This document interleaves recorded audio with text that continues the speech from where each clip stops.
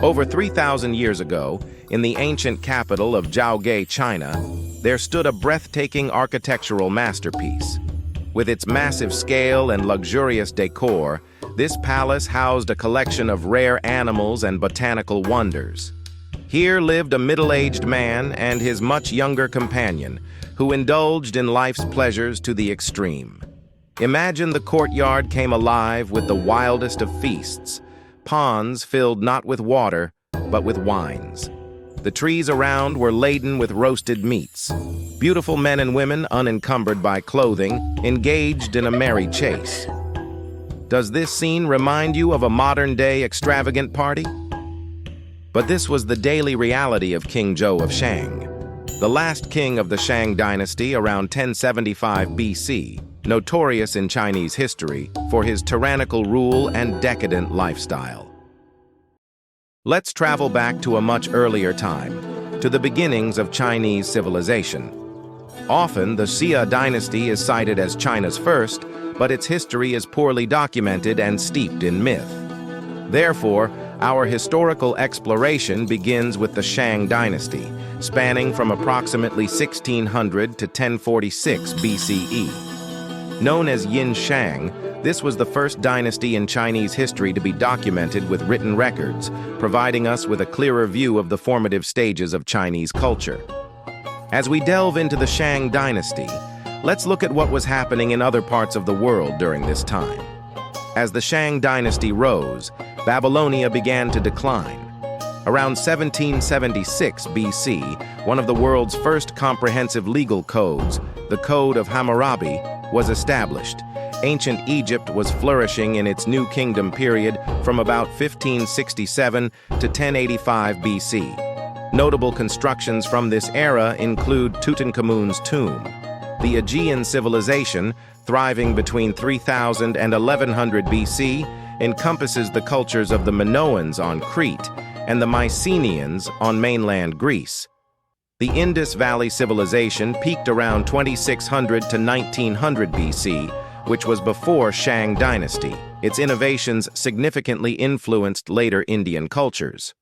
Now, let's go through the history of Shang. The Shang Dynasty emerged from a tribe by the Yellow River in China. Led by King Tang, a force of just 6,000 soldiers overthrew the Xia Dynasty in the pivotal Battle of Mingtiao, giving birth to the Shang. The capital of the Shang Dynasty was frequently relocated until it was finally stabilized in Yin, modern-day Anyang, Henan, by King Pan Geng.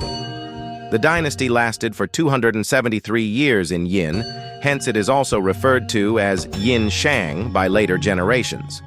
King Wu Ding, the 22nd king of the Shang Dynasty, ruled from around 1250 BC to 1192 BC. His reign marked the zenith of the Shang Dynasty's power as he defeated many neighboring tribes and nations, solidifying Shang's dominance. His queen, Fu Hao, was one of the most renowned figures in the history of the Shang Dynasty and is recorded as the first female military commander in Chinese history. The last ruler of the Shang Dynasty, King Di Xin, also known as King Zhou of Shang, yes, him again, met his downfall at the Battle of Muye. The Shang Dynasty lasted 554 years with 31 kings, but in the end, it all came to a halt with King Zhou of Shang. The succession system of the Shang Dynasty involved both brother-to-brother and father-to-son inheritance. This flexibility helped maintain royal lineage stability. The Shang Dynasty was a slave society with a well-defined social order, consisting of kings, nobles, commoners, and slaves. During the Shang Dynasty, people mastered the smelting technology of bronze, ushering in the Bronze Age. Bronze artifacts varied widely, including weapons, tools, musical instruments, and vessels, all exquisitely crafted with intricate designs. The Shang Dynasty also developed a system of written symbols. Since paper had not yet been invented, these symbols were carved onto turtle shells, animal bones, and bronze objects, known as oracle bone inscriptions and bronze inscriptions. These are considered the earliest forms of Chinese characters. Modern Chinese characters evolved from these pictographs.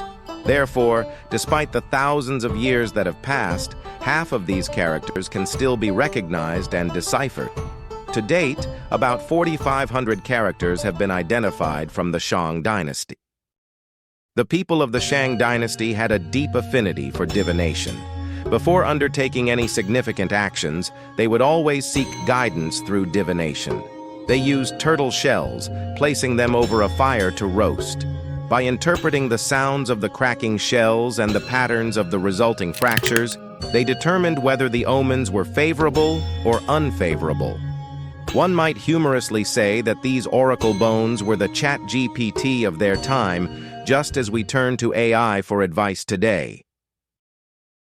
We've just covered some intriguing aspects, but now let's explore the darker side of that era: human sacrifice.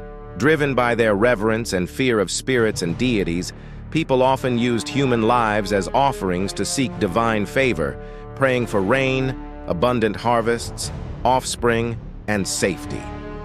The Shang Dynasty devised numerous shocking and brutal methods of human sacrifice. Due to their cruelty, we will not delve into the specifics. Modern Chinese still retains words originally used to describe these sacrificial practices, which is terrifying upon closer thought.